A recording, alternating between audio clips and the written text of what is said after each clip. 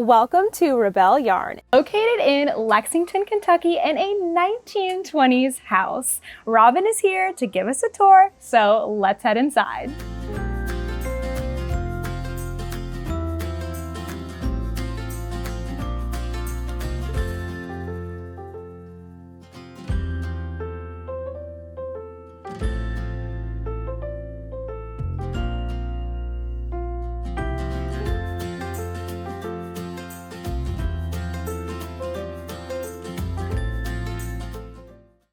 Hi, I'm Robin from ReBelle in Lexington, Kentucky. I am co-owner with Sarah Hood, and this is my shop. So let's explore. My shop is actually an old building. We're in a 1920s house. So we have rooms instead of one big area. So we start in the front room. This is where you will come into the shop. And the front room is our chunky weight yarns, our Aran weight yarns, and our bulky weight yarns. So everything kind of heavier is in here, and then whatever's kind of new and on display is in the middle.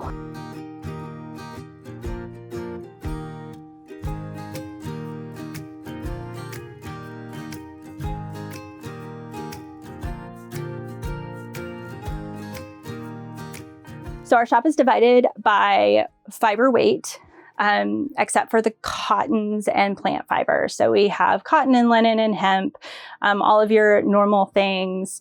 We have things from Juniper Moon, we have Cascade, we have hemp for knitting. Next up, we have our worsted yarns. That's the main thing that's in this room. So 3/4 of this room is worsted weight yarn. We have the Malabrigo Rios. This is our best-selling yarn by far. We have Noros, which are the love of mine and Sarah's lives. And we have, staples like Cascade 220. So lots of worsteds.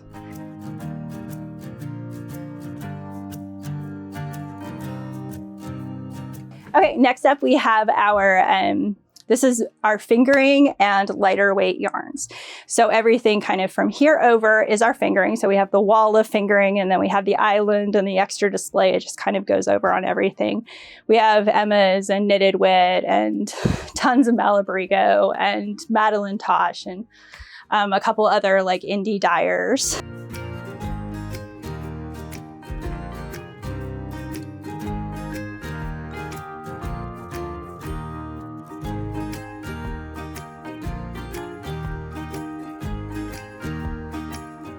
Have our DK and sport weight yarns. So our DK and sport weights are all mixed over in this area. These are blends, and these tend to just be wools. So depending if you're looking for a wool or you're looking for like a wool plus, so wool plus silk, wool plus alpaca, just alpaca. And then finally, this is our fourth room and our smallest. And we have all of our notions. So we have needles from several different distributors. We do Addies, we do the Bamboos, the Rockets, and the Turbos, as well as the Clicks. We have the Lukey, the interchangeables, and the crochet hooks. We have Haya interchangeables. We have those a la carte and in sets. And we have Knit Picks and Brittany as far as straights and double points. Then this is kind of our overflow. These are our superwash, kind of baby-friendly yarns. So we have the Cascade Pacific, which is a worsted weight cotton acrylic blend. And we have the Cascade 220 Superwash Sport, which is a superwash yarn, great for baby stuff. We have our dyes. We sell dyes. We also sell base yarns during the summer for people who want to dye yarns. And then we have our felting supplies.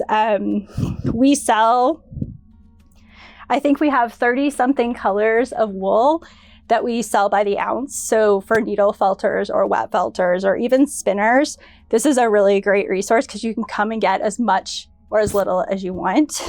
We have a whole range of felting tools, spinning tools, and then we have fibers that are specific for spinning. And then we have lots of felting kits. We have a lot of needle felters. So this has been a pretty popular thing. The last thing we have in the hallway is we have a little bitty kind of needlework section. So this is things like embroidery, cross stitch, some macrame, some braiding, like various little things. And then we have a display around the corner of, I think we have maybe 500 colors of embroidery floss. So, and I think that's the shop, and then just the classroom where we teach classes almost every day of the week. Let's talk about some of the other fun and unique things that you can find here in the store. So there is Knitted Wit yarn, which is out of Oregon. They've got a ton of the different parks collection here. And the other fun thing is that there are these beautiful bags which are locally made by Carol. They have tons of different styles. The camping ones are kind of set right here, but you'll see above you there's a bunch of other ones to choose from. This is a really fun collection from Madeline Tosh out of Texas. There are 3 different sets of Barbie yarns here. One of the colors is brand new. It is called Kinergy. I feel like we might be walking home with the skein of this today. And all of the others I think are pulled from their different colors they already have. Hello. Okay, so these mugs are local too. This is Polly Studios out of Russellville, Kentucky. We've seen these at a ton of shows. The thing that's so awesome about them, aside from them being really beautiful, is that they are dishwasher safe and microwave safe, making them the perfect mug, and look at how big they are.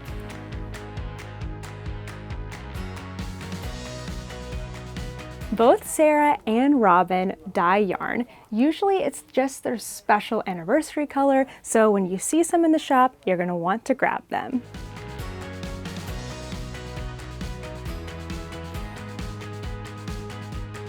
All of these wooden items, including these skein winders up above, are made locally by Wes. This one in particular I think is pretty cool. It's called a sock keeper, and you just slide the top part open, you rest your needles inside, and then close it up so none of your stitches fall off. These Nasta pins down here are actually made by Robin. They are used for winding center pull skeins, balls, cakes of yarn, and they're really beautiful.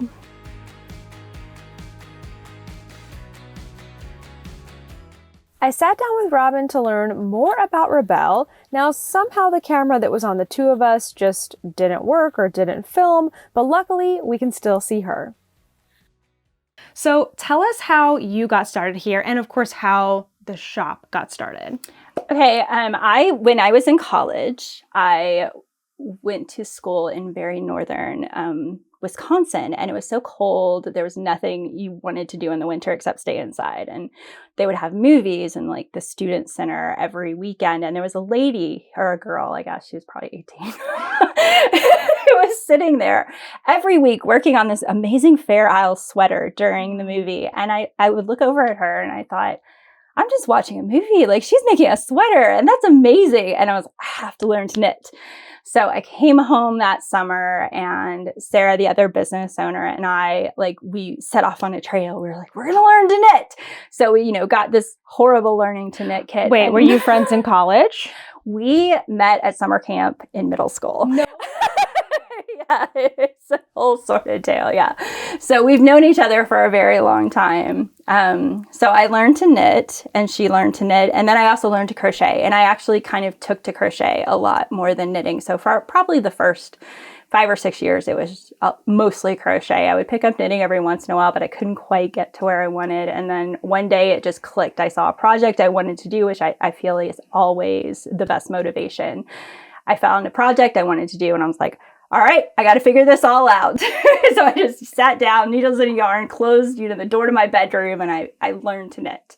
Wow. And then it was just love. And love for knitting, love for crochet, love for yarn. My love for yarn really, I think, bloomed through knitting more than crochet. But yeah, I love both very much. That's awesome. So that's how I started. So you were in Wisconsin? I was in Wisconsin. What brought you down here? So Sarah and I grew up here. Mm-hmm. We both grew up in Lexington, and we have both lived kind of all over the place. So I lived in Wisconsin, then I lived in Kentucky, and then I lived in Virginia. When I was in Virginia, I had my first, real job that was outside of college, and I was kind of in a transitional period, and my partner at the time wanted to move back to Lexington. He was like, I'm ready to go back to Lexington. And I was like, oh, I'm not ready to go back to Lexington. And so the deal was, I was like, well, if we move back to Lexington, I want to open a shop. Like, I've always wanted to do this. And, I was in my 20s. It was like, that's the time to do it when you don't have anything like tying you down. So at the time, I had talked to Sarah on the phone, and I was telling, she was living in Texas at the time. And I told her, hey, I'm going to move to Kentucky and I'm going to open a yarn shop. And then a couple of days later in the mail, she sent me this letter, and it had a picture of the drawing. You can look on our website. The picture is there. Yes. A drawing of the shop. And she wrote this letter that was like, it's probably just as easy to open a shop with one person as it is with two people. Like, let's just do this. So we both moved back to Kentucky and we opened a shop the following year. That is the coolest story. So the drawing, was it something that Sarah came up with, or was it this house on the market? No, this is our second location. Oh, okay. Yeah.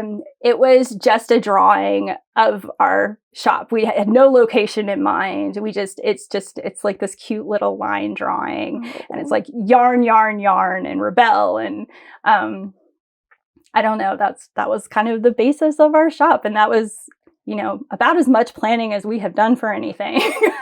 So the name, it sounded like you already had the name. So where did that come from? So the name was actually Sarah. Okay. When we first opened the shop, we were half yarn shop. That was kind of my half. And then the other half was like handmade goods that were made out of things that would be trash. So bags made of billboards and things made out of old license plates, and just like we had jewelry made out of all kinds of like weird things that you would just throw away or find. So ReBelle was like re-beautification but also the like word ReBelle fits us very well because we're not very good at following rules. So it just kind of, it fit us really well. It's, not a standard yarn shop name. There's no stitches or knits, and we do not as much these days, but we used to have a lot of people wondering and like, oh, I thought you were like a clothing store for little kids, or I thought you were, they always like wonder what we are, like, what are you? And I don't think it's super obvious, but we love the name and it fits us very well. It has so many meanings. Yes. So how did you go from the other location where you had the yarn and the goods, and then you found this place, which is so cute, and it looks like you mostly cater to yarn now.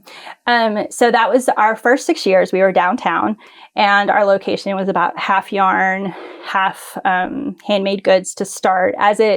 As we grew, we kind of had more and more yarn. When our lease was up downtown, we decided we needed to move to a location that was more fitted to what we were doing. And that was the point where we were like, we're going to become just a yarn shop. Like, we've always had classes, we've always had events. We've always very much catered to knitters, but people who are walking down the street could walk in. Whereas this location isn't really a location where a lot of people walk down the street and wander in. So we can be a destination. So that fit us really well. We found this house. It wasn't even available. I guess it was available. It was empty, but our landlord hadn't even listed it yet. He was just kind of tinkering around in it. And Sarah stalked him online and was like, we need to see this building. Wait, I wish you could have met Sarah today, because she sounds like you're saying like a rebel, like just go get her. Like, it's not available, we're gonna make it available. We need this. This is exactly what we want. We want a little house. So it's little 1920s house. So you see, where the rooms are. There's bedrooms. The classroom used to be a kitchen, and there's a sunroom. It's just. It was a house. This used to be, I think, the living room. Yeah. It hasn't been a house for quite a while. There's a little business district. So this and a couple of other buildings have been commercial since the 1970s. So awesome. Yeah. That's so cool. Yeah. And then I'm guessing y'all chose the theme, the pink and the green and the white, and painted everything, or was that? Yes. We we are super DIY. When we first opened the shop, we were in our 20s. We did not have a lot of money. We were just kind of going at it. We're like, we'll take out a loan and we'll do this thing. The banks did not love us. So we did most of this ourselves. Like all of the cubbies were designed by us. They were built by our dads who were in retirement, which was very convenient. And we did, the painting and the finishing. We did most of the remodel of this building ourselves. And Sarah was like 8 months pregnant when we were doing it. It was delightful trying to keep her off the ladder. This honestly still doesn't surprise me. Haven't met her yet, but doesn't surprise me. She's fantastic. But she does not follow rules. I love that. So tell us about the kind of community events that you have here. Okay, so we have a few things right now that are going on. We've changed throughout the years. We've always had like a knit in. It used to meet once a week, and now we meet once a month. But we also have a knit along. We have a Thursday knit along. That's probably our most active community group. And during the pandemic, we switched that over to Zoom because it's pandemic. And after we can meet in person again, I was like, so I'm going to move this back to the shop. And the ladies were like, no, we want to keep doing it on Zoom. And we had a couple of people who have moved out of state or moved out of town, and they're still like meeting on Thursdays. So we kept that going. So every month we have a new theme for a knit along. It's open to anybody. What are y'all doing right now? We are doing Summer Fades Away. Oh, that's fun. what it is. Summer Fades Away.